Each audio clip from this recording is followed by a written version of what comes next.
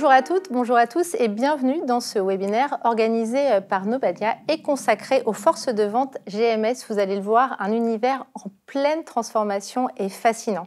Ce qu'on vous propose pour la prochaine demi-heure, c'est de plonger dans les coulisses du terrain, là où les commerciaux rencontrent chaque jour les acteurs de la grande distribution dans un contexte où les enjeux de performance, d'agilité et d'innovation n'ont jamais été aussi forts.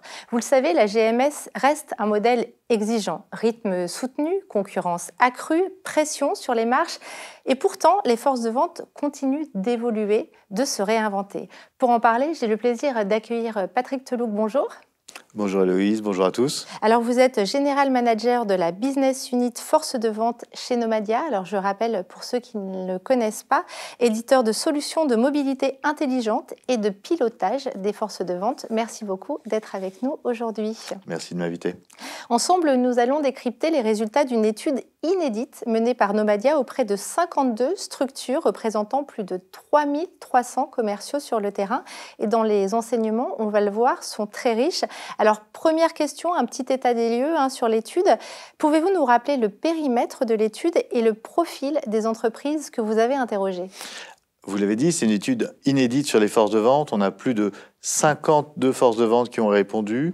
Ces forces de vente, elles sont des PME, des ETI, des grands groupes, ce qui en fait une étude très représentative sur le marché des forces de vente. Mais surtout, si vous prenez un supermarché moyen, ça représente à peu près 40% des références vendues dans le supermarché qui sont vendues par les personnes qui ont répondu à cette étude.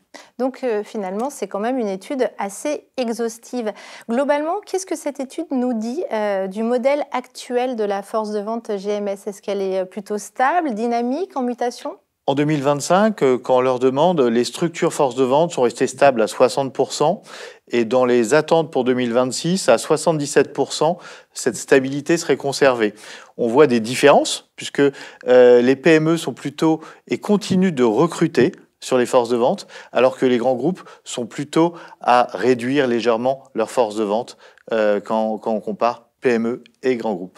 D'ailleurs, vous soulignez que les petites structures sont plus agiles. Qu'est-ce que cela traduit, selon vous, dans la façon d'organiser et de piloter les équipes sur le terrain ? Alors, une PME, elle est forcément plus agile puisque elle a énormément de clients à gérer, puisqu'elle a près de 150, souvent 200 clients à gérer, beaucoup de kilomètres à faire pour rencontrer ses clients, contrairement à un grand groupe où chaque chef de secteur va avoir entre 30 et 40 magasins. Vous imaginez que 30 ou 40 magasins, vous pouvez les voir quasiment en 2 semaines. Forcément, être chef de secteur dans une PME, vous oblige à de l'agilité, à savoir exactement dans quel magasin aller, faire plus de choix, probablement, et vous avez aussi cette liberté d'agir pour vos clients, contrairement à des grands groupes où tout est assez objectivé. La PME vous permet de répondre mieux aux besoins du client. Finalement, on assiste à une sorte de dualité entre les grands groupes qui vont être très structurés et les plus petites structures qui, elles, vont être plus réactives. Totalement, et ça, c'est quelque chose qui continue de plus en plus année après année. Je vous donne à titre d'exemple, en termes de données, les grands groupes ont accès à plein de données que les PME n'ont pas. Ça peut être les ventes de leurs produits, ça peut être la part de marché de leur secteur, ça peut être le taux de rupture dans le magasin. C'est des choses que les grands groupes achètent et mettent à disposition de leurs commerciaux. À côté de ça, le commercial de PME, il a souvent que son CRM, sa voiture et son niveau de relationnel pour bien réussir sa mission. Et d'ailleurs, vous parlez des données, mais également les grands groupes, eux, ils ont également plus de moyens qu'ils mettent à la disposition de leurs commerciaux. Bien sûr, il y a des services merchandising, des services marketing, trade marketing qui aident ces grands groupes à mettre en place des promotions. Les PME, dans les PME, on est plutôt sur des petites structures, donc il y a une certaine autonomie du chef de secteur qui prend plus le rôle de chef de secteur que responsable de secteur, je dirais, dans un grand groupe. Alors, votre étude, elle est vraiment très intéressante et d'ailleurs, j'encourage vraiment toutes les personnes qui nous regardent aujourd'hui à aller la voir dans son intégralité. Mais il y a un chiffre qui est particulièrement intéressant, qui attire l'attention, 4,8 visites par jour en moyenne. Qu'est-ce qui nous apprend sur la productivité et le quotidien des commerciaux ? Alors, dans les forces de vente GMS, le chiffre mythique, c'est le 5. Souvent, on dit 5 visites par jour, mais ce 5 visites par jour, c'est plutôt une moyenne et qui ne reflète pas l'ensemble des forces de vente, puisque dans les PME, vous avez souvent une vingtaine de produits à vendre, et donc en moyenne, on peut faire entre 5,5 6 visites par jour, alors que dans un grand groupe, vous avez jusqu'à des fois 100, 200 références à vendre, et là, vous pouvez faire en moyenne moins de 4 visites, plutôt 3 visites par jour, parce que les rendez-vous sont beaucoup plus longs, vous imaginez. Vous discutez avec plus de chefs de rayon, d'où la longueur des rendez-vous. Et donc, ce Graal de 5, il est vraiment à mettre en corrélation avec la taille de l'entreprise. Et finalement, du coup, ce chiffre de 4,8, il masque une réalité de différence, enfin une différence de réalité entre les PME et les grands groupes. En effet, dans les grands groupes, quand on a plus de 100 références, on peut passer largement plus de 30 minutes à 40 minutes à faire le relevé linéaire, savoir si le produit est présent et quel est son prix. Quand vous êtes une PME et que vous avez une dizaine de codes, ça vous prend 2 ou 3 minutes. Donc, on a une vraie différence sur le temps de relevé. Et est-ce qu'on veut vraiment payer des fois des Bac+3, Bac+5 à passer du temps à faire du relevé? C'est là où les nouveaux outils vont nous permettre aussi de changer ça. Patrick, quelles sont les principales différences selon la taille de portefeuille et le type d'enseigne? Alors, le type d'enseigne, en France, depuis 10 ou 15 ans, les enseignes qui gagnent sont Leclerc, Système U et Intermarché. Et ça, année après année, ils gagnent de la part de marché. Une des questions importantes qu'on a posées aux forces de vente, c'était ce changement qu'on avait vu chez Carrefour, en passant de Carrefour intégré à Carrefour franchisé, puisqu'ils franchisent de plus en plus de magasins. Et c'était de voir si le comportement des directions commerciales et des forces de vente étaient différentes entre ces Carrefour franchisés et les indépendants. Et ce qu'ils nous ont répondu, c'est que non, ils ne les considèrent pas aujourd'hui comme des indépendants et ils ont, pour beaucoup, peu changé leur façon de traiter ces Carrefour quand ils sont passés de intégrés à franchisés. Et concrètement, du coup, comment est-ce qu'ils les traitent? Alors, ces Carrefour franchisés, ils sont censés avoir beaucoup plus d'autonomie que les Carrefour intégrés, notamment dans les décisions. Donc, peuvent être convaincus par des commerciaux de mettre des produits, des promotions. Et pour cette raison, on aurait pu attendre un peu plus de visites de ces magasins. C'est moins le cas que ce qui était attendu. Et on reste très focus sur les 3 indépendants, U, Leclerc et Intermarché. Alors, vous évoquez dans l'étude des objectifs commerciaux plus resserrés, parfois même déconnectés du terrain. Pourquoi cette tension? Alors, l'étude nous montre qu'on a près de 94% des forces de vente qui ont près de 10 objectifs, sachant que ces objectifs changent tous les trimestres ou les quadrimestres. Donc, vous imaginez, quand vous êtes un cadre, c'est pas rare d'avoir 3 ou 4 objectifs trimestriels ou annuels. Donc, on est sur énormément d'objectifs. Et on peut avoir une décorrélation des fois entre la somme de ces objectifs et l'objectif final de la société, qui est le chiffre d'affaires, la part de marché de l'entreprise. Souvent, les objectifs sont très liés aux moyens, beaucoup plus qu'aux résultats. Mettre en place une promotion, mettre en place un nouveau code, une innovation, beaucoup plus que le résultat attendu sur le chiffre d'affaires de l'entreprise. Peut-être que ce code n'est pas le plus impactant pour ce magasin-là. Donc, je pense que le juge de paix à la fin, ça reste la part de marché qu'on va obtenir et le chiffre d'affaires de l'entreprise, et peu importe les moyens. Dans l'étude, vous parlez, enfin vous évoquez quand même plusieurs enseignements. Un des grands enseignements aussi, enfin ce qui vous a beaucoup intéressé, c'est le distanciel. L'étude montre une progression des visites à distance. Quelle en est la logique au final? Un gain de temps, le coût, une couverture plus large, peut-être les 3? Alors, ce qu'on a observé entre hypermarché, supermarché, Drive, c'est que sur le Drive, on a eu une augmentation plus que sensible, puisque l'année dernière, on était à 25%, on est à 67% cette année, de visites hybrides, c'est-à-dire des visites physiques et des visites par téléphone et par Teams qui se sont développées sur le circuit du Drive. Alors, c'est vrai que cette hybridation des visites, elle colle probablement plus à ce circuit-là, puisque on n'a pas de magasin, on est sur des entrepôts, et donc ils sont visités, ils continuent à être visités, mais moins que l'année dernière. Pour autant, cette hybridation des visites, elle n'empêche pas la croissance du circuit. C'est aujourd'hui le circuit qui progresse le plus en 2025. Et comment cette hybridation impacte-t-elle les relations commerciales avec les points de vente? gardons le fait qu'entre hypermarché et supermarché, on reste sur des visites physiques. Et ces visites physiques, elles sont extrêmement importantes, mais elles sont aussi onéreuses. Il faut à chaque fois qu'un commercial rentre dans un hyper ou un super, il arrive à avoir un résultat pour son entreprise. Chaque fois qu'il y va juste sans avoir convaincu quelqu'un dans le magasin, rencontré quelqu'un, convaincu quelqu'un de mettre un nouveau produit, une promotion, de travailler sur les ruptures, c'est 120 ou 150 euros de perdu pour l'entreprise. Donc, assez important d'être impactant. Et ce qu'on appelle les visites blanches, une visite qui n'a rien donné, c'est vraiment ce que chassent aujourd'hui toutes les forces de vente. Et c'est quelque chose qu'elles monitorent. Du côté des équipes, est-ce que cette hybridation, elle est vécue comme une opportunité ou plutôt une contrainte ? Alors, les forces de vente qui se rajeunissent, elles voient à côté d'elles des gens qui ne sont pas dans les forces de vente, leurs maris, leurs femmes, qui font du télétravail. Donc, avoir une petite partie sans être sur la route pour essayer d'avoir les mêmes résultats, je pense que c'est vu d'un bon œil de la part des commerciaux. Alors, c'est vrai que les directions commerciales ont l'habitude de toujours être très près du terrain et c'est quelque chose de nouveau pour elles. Mais on peut se poser la question si on n'est pas aussi sur une évolution, en tout cas, pour ce qui concerne le drive.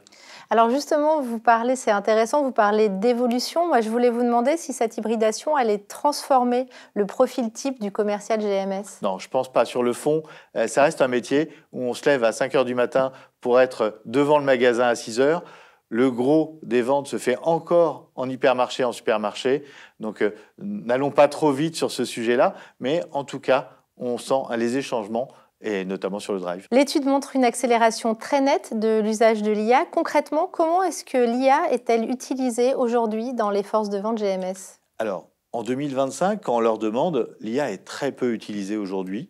Elle est utilisée dans les grands groupes, dans ce qu'on appelle la reconnaissance par IA des produits. Ce relevé linéaire qui dure très longtemps, dont on a parlé un peu plus tôt, on peut le faire avec un téléphone portable, avec une tablette, et on le fait en 5 minutes au lieu de le faire en une demi-heure. Et donc, dès qu'on a une centaine de codes, la plupart des grands groupes se sont équipés de ce type de solution de reconnaissance. Pour autant, aujourd'hui, quand on pose la question aux ETI et aux PME, ce n'est pas quelque chose dont elles ont besoin, parce qu'elles vont très vite pour faire ces relevés linéaires, ayant moins de 50 codes. Mais les vrais besoins IA qui sont ressortis dans l'étude, il y en a 2. Le premier, c'est la préparation de visite ou la planification intelligente par IA. C'est pouvoir aider le commercial à dire dans quel magasin je dois aller. Et dans ces magasins-là, qu'est-ce que je dois y faire ? Et donc, et aide-moi aussi à convaincre mon interlocuteur des objectifs qu'on a décidés. Alors tout ça, ça reste qu'une aide, mais c'est quelque chose qui leur prend énormément de temps. Il ne faut pas oublier que depuis 10 ans, on a aussi un mouvement chez les commerciaux où on passe de Bac+5 plutôt à Bac+3, Bac+2, avec aussi des niveaux analytiques forcément plus faibles. Et l'IA vient compenser cette différence et devient une aide. Et ce qu'on attend d'un commercial aujourd'hui, c'est qu'il arrive à convaincre son interlocuteur sur le terrain. Donc, s'il est équipé d'une aide analytique, il devient aussi fort qu'un Bac+5 qui a passé 4 heures à cruncher la data pour préparer son rendez-vous, même s'il ne l'a pas fait. Donc, il y a une demande de préparation de visite et aussi de préparation des argumentaires. Concrètement, comment... Autant aller jusqu'au bout.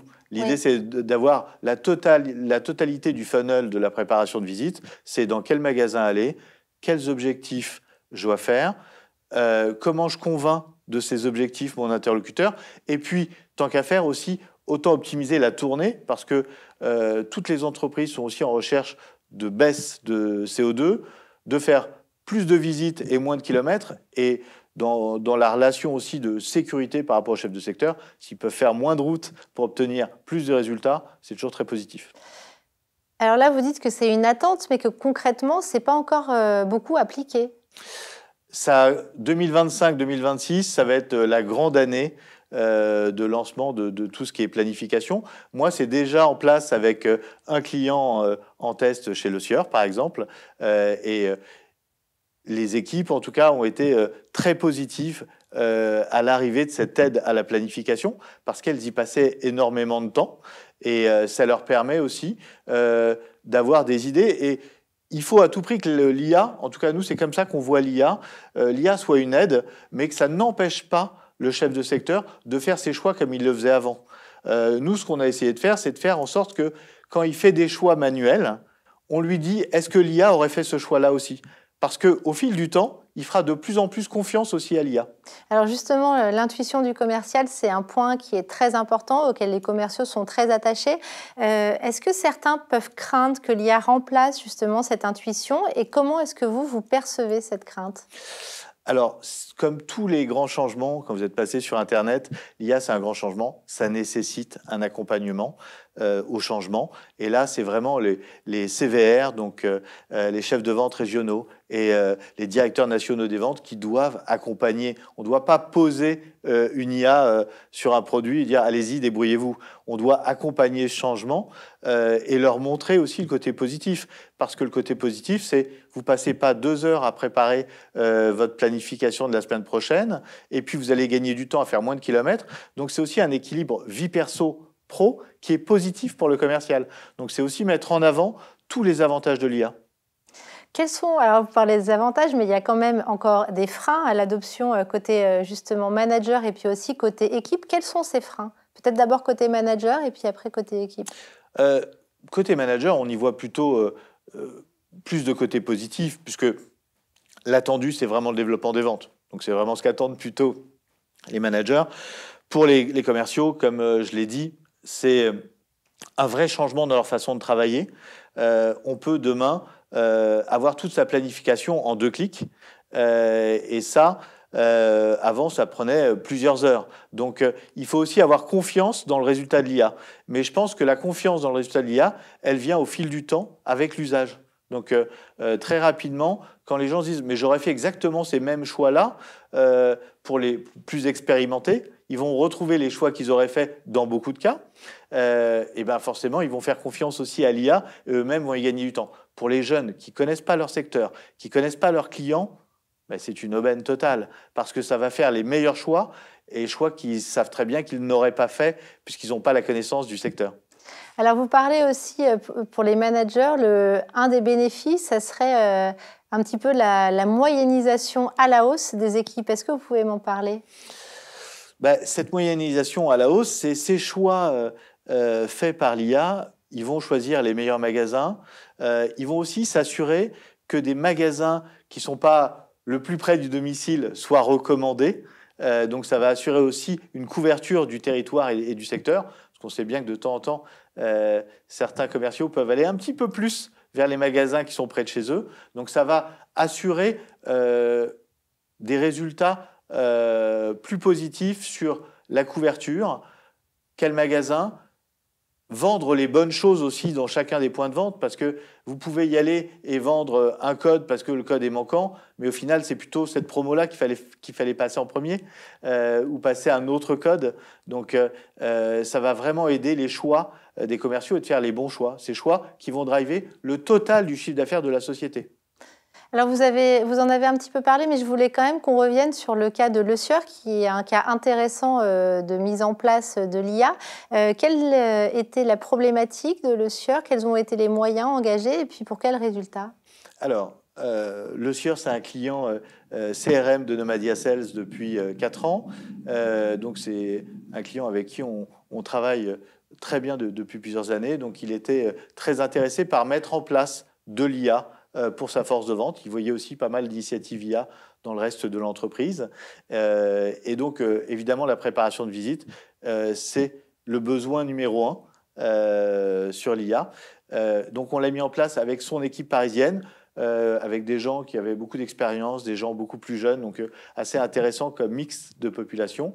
Les résultats ont été très positifs en retour. Ils ont aussi nécessité, c'est là où on a vu le besoin d'accompagnement au changement. Ça reste quand même une révolution pour eux, mais avec un bon accompagnement, comme ça a été le cas chez Le Sieur, les gens l'adoptent très facilement. Ce qui fait qu'ils l'adoptent très facilement aussi, c'est surtout dans le retour, c'est dans leur outil du quotidien, c'est dans leur CRM. Si c'est dans un autre outil, ça fait encore quelque chose en plus à faire. Le fait d'être dans leur outil, en l'occurrence Nomadia Sales, au quotidien, ils s'y retrouvent et c'est beaucoup plus facile pour eux d'avancer vers l'IA parce que l'IA est dans la continuité du CRM qu'ils connaissaient. Alors, je l'ai dit, hein, cette étude est très riche, mais malgré tout, si vous deviez ne retenir que 3 enseignements clés, quels seraient-ils? Alors, moi, je prendrais le traitement des carrefours franchisés par les directions des ventes et de voir qu'elles ont très peu changé leur approche malgré le passage à la franchise, parce que c'était une des vraies questions que se posaient la plupart des directeurs commerciaux, mais aussi cette hybridation qu'on a pu voir aussi dans le drive. Est-ce que c'est un prémisse de quelque chose? Il est un peu tôt pour le dire, mais il était intéressant de noter cette progression très forte dans cette hybridation d'approche de vente avec du Teams et des calls pour les drives. Et évidemment, en 3, c'est l'IA, c'est les attentes des forces de vente sur l'IA. Première attente très forte sur la planification par l'IA. Deuxième, j'en ai pas parlé et c'est l'occasion de le faire, c'est toutes les attentes sur le LLM. En fait, l'attente à terme, c'est de pouvoir discuter avec son CRM comme avec un ami dans la voiture. Dans quel magasin je dois aller? Qu'est-ce que je dois faire dans ce magasin? Tout ça peut être préparé et présent sur le téléphone ou sur l'ordinateur, mais on peut lui parler et il peut nous le rappeler pendant qu'on conduit chez le client. Donc ça va devenir, le CRM avec de l'IA va devenir un vrai compagnon. Un vrai compagnon de route, alors, si on vous Exactement. écoute également. Et pour les directions commerciales qui nous écoutent, par où commencer si elles veulent optimiser leur force de vente en 2026? Je pense que l'outil principal pour un commercial, ça reste le CRM. C'est son compagnon, comme vous l'avez dit, pour sa vie professionnelle. Et donc aujourd'hui, les tendances qu'on voit, c'est de mettre tous les outils dans un seul CRM plutôt que d'avoir 5 ou 6 outils pour pas que le commercial s'éparpille dans ses recherches et dans son travail préparatoire. Et donc l'IA, elle doit être à l'intérieur du CRM pour sa planification, pour pouvoir échanger avec lui et dans tout ce qu'on va avoir, même la reconnaissance visuelle doit être dans le CRM. Merci beaucoup, Patrick, pour ces échanges. C'était très intéressant. Merci Héloïse de m'avoir reçu. Pour aller plus loin, je vous encourage à télécharger l'étude complète. Le QR code doit s'afficher à l'écran. Les équipes de Nobadia se tiennent évidemment à votre disposition pour toutes les questions. Merci beaucoup à vous toutes et à vous tous pour votre attention.